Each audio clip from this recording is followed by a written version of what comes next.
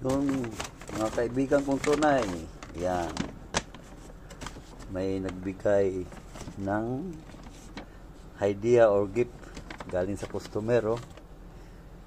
Mahigit din sa kape yung customer. Sabi niya wala akong kape sa bahay, kaya binigyan niya ako ng pambili ng ano. Yan. Ito yung napamili ko sa halaga ng kanyang binigay. Yan siya, Mexico. Yan. At itong isa, yan, Colombia, Arabica. Yan siya. Ito, Shaw Coffee Roaster.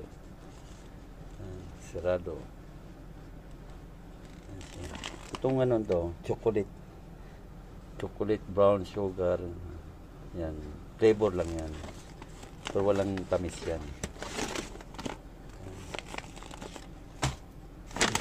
At yun sa yan, pang espresso to.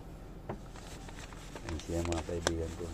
Yan ang binigay ng halaga ng pera na